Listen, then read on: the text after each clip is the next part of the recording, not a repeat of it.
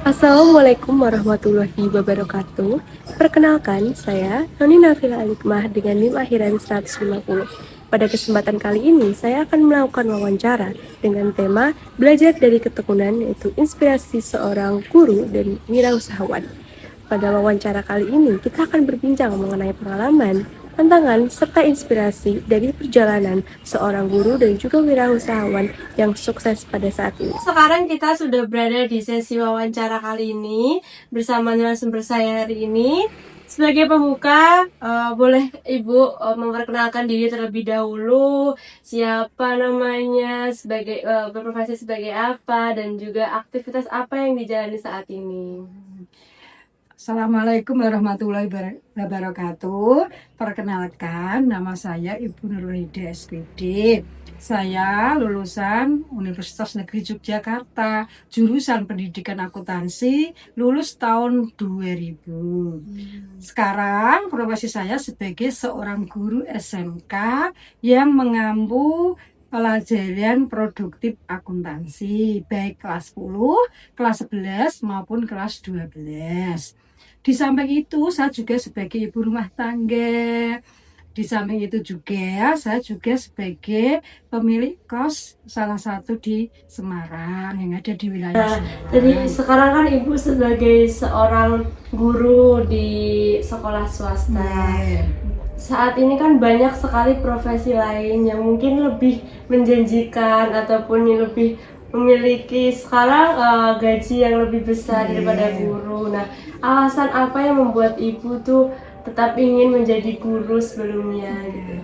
Untuk alasan kenapa kok saya mencintai profesi sebagai guru, itu adalah memang dari dulu, dari kecil saya tuh pengen bercita-cita sebagai seorang guru. Saya niatnya tuh kepingin mencerdaskan anak-anak bangsa, generasi penerus untuk menjadi anak-anak yang sukses, anak-anak yang berkarakter tinggi.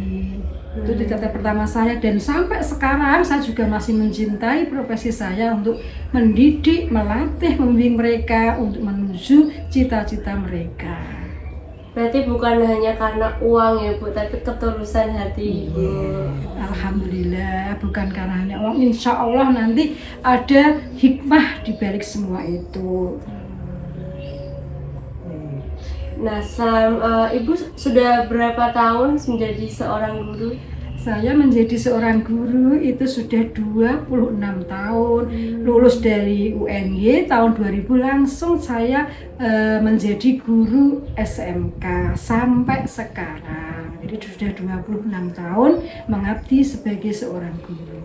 Nah, selama 26 tahun itu kan waktunya cukup lama ya Bu. Pengalaman apa atau sesuatu hal atau fenomena apa yang membuat Ibu terkesan atau diingat hingga saat ini? Saya sangat terkesan dengan anak-anak didik saya yang suka tidak memperhatikan namanya ilmu atau pelajaran yang disampaikan oleh seorang gurunya. Jadi saya memang mengutamakan anak-anak yang kurang memahami sekolah, maksudnya itu sekolahnya asal-asal ikut-ikut sekolah, lulus dapat ijazah tapi nggak tahu apa-apa. Nah, itu yang menjadi saya harus berpikir bagaimana menyadarkan mereka supaya mereka itu betul-betul punya niat sekolah, punya tujuan sekolah untuk mencari ilmu, untuk menjadi anak yang lebih bermanfaat untuk semuanya. Itu kesan saya. Bagian anak-anak yang kadang itu kalau saya mengajar terus nggak diperhatikan anak-anak, kadang itu mereka seenaknya sendiri, sibuk sendiri, itu saya tuh rasanya kecewa banget. Kenapa ya anak-anak sekarang kok seperti itu? Nah, itu menjadi pemikiran saya supaya bagaimana anak-anak itu tuh mau untuk belajar lebih rajin, mau memperhatikan gurunya, menghormati gurunya, sopan santunnya juga unggah-ungguhnya itu baik kepada guru dan kepada orang yang lebih tua. Jadi di samping saya itu mengajar, saya juga mendidik mereka, menasihati mereka. Di sela-sela saya mengajar itu saya nasihati supaya mereka itu selalu membiasakan hal-hal yang baik, pola hidup yang baik, seperti itu kepada anak-anaknya, bisa nggak bosan-bosannya untuk menasihati dan mengingatkan mereka terus. Berarti yang Ibu jelaskan tadi itu sudah termasuk tantangannya yang Ibu rasakan hingga saat ini. Gitu. Apakah ada perbedaan siswa saat ini sama siswa yang dulu? Wah, sangat jauh berbeda sekali. Saat zaman saya sekolah dulu itu namanya murid itu nggak berani sama guru, sopan santunnya itu sangat tinggi. Tapi anak sekarang itu kurang ajar kalau sama guru, itu kurang menghormati, kurang menghargai. Itulah tantangan bagi guru sekarang. Jadi guru sekarang harus lebih sabar, harus lebih bisa menjaga sikap dan harus selalu mencontohi mereka hal-hal yang baik. Gitu, sebagai role model mereka gitu. Jadi kita tuh sebagai role model untuk anak-anak didik. Makanya pesan saya bagi guru-guru semuanya di seluruh Indonesia, kalau memang sudah niat berprofesi sebagai guru yang sabar untuk mendidik mereka, niatlah yang tulus untuk mengabdikan diri sebagai seorang guru. Anggaplah anak didik itu adalah anak kita sendiri kalau di sekolah. Nah, dengan berbagai tantangan saat ini, perbedaan siswa, kemudian saat ini kan guru itu tuh dianggap sebagai profesi yang mungkin kurang menjanjikan, apalagi di kalangan anak-anak muda. Nah, bagaimana Ibu menanggapi hal tersebut dan bagaimana Ibu bertahan di tengah-tengah isu-isu yang seperti itu dan tetap mencintai sebagai guru hingga saat ini? Walaupun itu banyak isu, banyak sekali yang beredar tentang guru, ada yang membuat guru dibaik-baikkan, ada yang menjelek-jelekan, pokoknya apalah itu isu-isu yang berkembang sekarang, apalagi mengenai gaji guru. Gaji guru sekarang itu menjadi sorotan bagi masyarakat. Kalau PNS memang sangat tinggi tapi kalau kita guru-guru swasta terutama honorer yang di negeri itu kasihan sekali. Tapi saya tetap bertahan dengan itu. Makanya kalau sudah niat jadi seorang guru, bagaimana kita untuk meningkatkan kualitas diri kita sebagai guru. Jadi nanti kita pun akan mendapatkan tunjangan yang sesuai. Contohnya saya, walaupun saya guru swasta, tapi saya tetap dapat tunjangan dari pemerintah. Alhamdulillah terima kasih untuk guru-guru swasta ada tunjangan yang namanya tunjangan profesi atau sertifikasi. Itu sangat membantu kami untuk memenuhi kebutuhan kehidupan kami. Itu untuk guru swasta, alhamdulillah. Tapi saya tetap bertahan walaupun banyak tantangan pun saya tetap mencintai profesi saya sebagai seorang guru, karena niat awal saya memang mendidik mereka dengan baik supaya nanti generasi penerus bangsa itu tidak seenaknya. Jadi mereka generasi yang betul-betul bertanggung jawab pada keluarga, pada negara, dan pada masyarakat juga. Berarti yang membuat Ibu bertahan hingga saat itu kembali lagi ke tujuan Ibu dan ketulusan hati Ibu tadi Nah, saat ini kan siswa-siswa juga sudah mengenal teknologi Bu, apalagi ada AI, ChatGPT dan lain sebagainya, di mana mereka mendapatkan sebuah akses kemudahan untuk mendapatkan informasi, bukan hanya dari guru saja.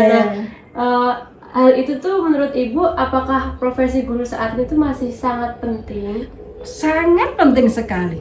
Apapun perkembangan teknologi yang ada sekarang, ada IA, ada Facebook, ada WA, ada Instagram, semuanya medsos sekarang itu tetap butuh bimbingan seorang guru. Karena apa? Karena anak-anak kita tuh banyak sekali yang menyalahgunakan yang namanya perkembangan IT itu. Jadi guru tetap harus selalu mendidik, membimbing, melatih mereka untuk tidak terjebak pada hal-hal yang kurang baik. Walaupun misalnya contoh ini AI, saya memberikan soal kepada anak, dia nggak berpikir, langsung pecet, AI Bu, sudah ada jawabannya Bu. Iya betul, cuma kamu juga harus tahu, nggak langsung mikirmu langsung buk pecet itu, kamu juga harus tahu jawabannya. Maka sekali-sekali guru jangan terus anak diandalkan dengan seperti itu. Kadang kita harus langsung memberikan pertanyaan yang harus dijawab anak, misalnya itu pertanyaan tes secara lisan. Jadi dia nggak boleh pakai HP, nggak boleh menjawab dengan itu. contohnya seperti itu. Jadi nanti ilmu-ilmu yang kita berikan juga harus diaplikasikan langsung kepada mereka, apalagi saya guru akuntansi, itu banyak ilmu yang harus diaplikasikan penerapan.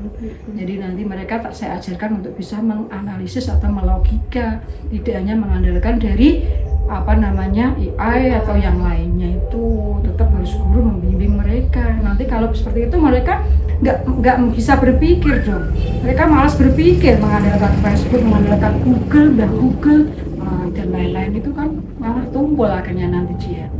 Walaupun memang ya bagus, teknologi sekarang sangat membantu anak-anak juga kita sebagai seorang guru. Cuma tetap harus diarahkan mereka juga dilatih untuk berpikir. Nah, sekarang kita singgung ke wirausahawan yang Ibu jalankan ya. Ibu kan selain jadi guru, sekarang menjadi ibu kos di salah satu kos di Semarang. Nah,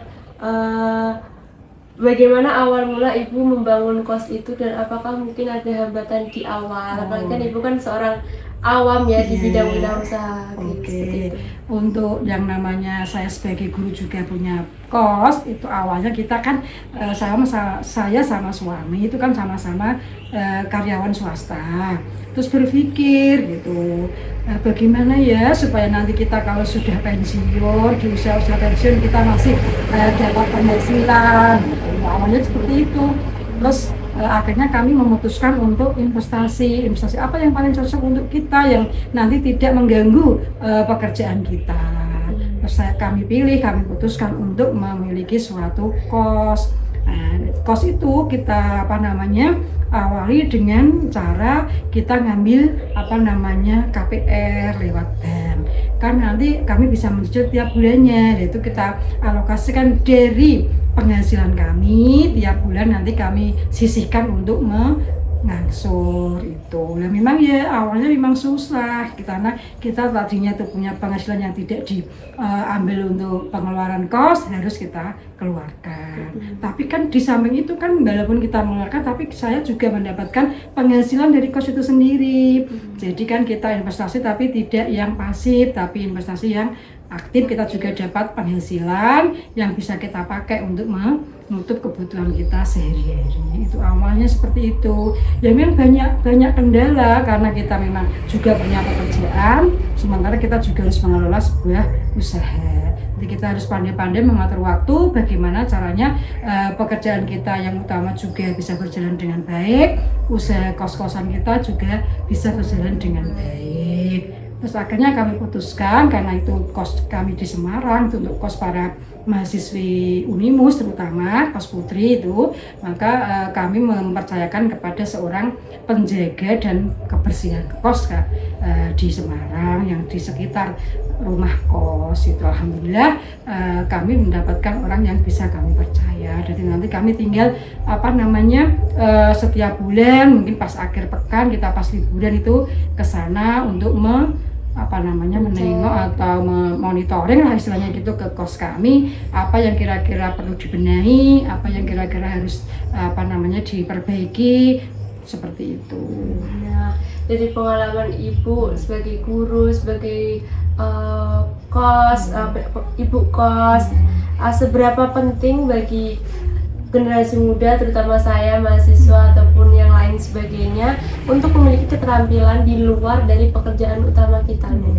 Itu sangat penting sekali ya anak-anak ya. Kalau kalian nanti kok sudah lulus kemudian punya pekerjaan misalnya, kok kalian juga penting harus memikirkan di samping usaha kalian yang utama, kalau bisa nanti kalian juga punya usaha sampingan, bisa membantu lah nanti ya, sedikit membantu. Syukur-syukur malah usaha sampingan itu juga bisa menghasilkan yang cukup besar, jadi nanti sangat membantu kalian untuk ke masa depan. Jadi karena kita kan kebutuhan nggak cuma kebutuhan rumah tangga untuk makan dan lain-lain, kan tidak. Suatu ketika kan kita juga punya anak kita juga nanti besar, semakin besar anak kita kan juga semakin besar pengeluarannya, semakin biaya yang harus kita keluarkan. Maka harus kita pikirkan terutama untuk pendidikan anak-anak kita. Kalau bisa kan anak-anak kita kan nanti juga harus sekolah yang lebih tinggi daripada ibunya gitu ya. Misalnya ibunya kok sarjana, kalau bisa ya anaknya juga sarjana. Syukur-syukur malah bisa lebih dari ibunya, mungkin bisa lebih tinggi lah ya, mungkin bisa S2 atau S3 gitu yang menjadi harapan ibu gitu. Nah, sebagai penutup wawancara kita hari ini, pesan apa atau nasihat apa yang ingin Ibu sampaikan ke generasi saat ini, Bu? Kalau pesan ibu kepada generasi penerus atau generasi saat ini, tolong ya kalau anak-anak masih sekolah itu harus belajar yang rajin ya. Kemudian biasakan hidup sehat atau mulai hidup sehat. Karena anak-anak sekarang itu banyak yang tidak hidup sehat, sukanya tuh makan-makan yang pedas dan kecut-kecut yang merusak pencernaan mereka. Begitu anak-anak banyak yang dapat penyakit asam lambung, ginjal lah, apalah itu ya. Jadi tolong dijaga pola hidup yang sehat, makan 3 kali sehari ya. Kemudian tidur juga jangan sampai larut malam itu ya anak-anak ya. Kemudian biasakan juga sholat tepat waktu, kalau perlu setiap hari mengaji, itu untuk untuk mengisi rohani kalian supaya lebih baik. Jadi ada keseimbangan antara kebutuhan jasmanimu dengan kebutuhan rohanimu, balance ya. Jadi antara ibaratnya kalau guru akuntansi antara debit dan kredit itu harus imbang, harus selalu seimbang, harus selalu balance ya. Jadi nanti kalian tuh harus di samping sukses kehidupan di dunia, kalian juga akan sukses di kehidupan di akhirat nantinya. Begitu ya anak-anak ya. Tolong diperhatikan pesan ibu, pokoknya kalian harus jadi seorang anak yang sukses baik di dunia maupun di akhiratnya. Tuh ya. Terima kasih Ibu atas waktunya hari ini. Sama-sama. Saya Ibu. Pada wawancara kali ini kita dapat mengambil pembelajaran yang sangat berharga, di mana setiap pekerjaan yang kita lakukan dengan ketulusan hati, rasa tanggung jawab, dan juga ketekunan akan menghasilkan hasil yang baik. Ketika kita melakukan pekerjaan dengan rasa yang ikhlas dan sungguh-sungguh, maka tantangan yang kita hadapi juga akan terasa lebih ringan dan proses juga menjadi lebih bermakna.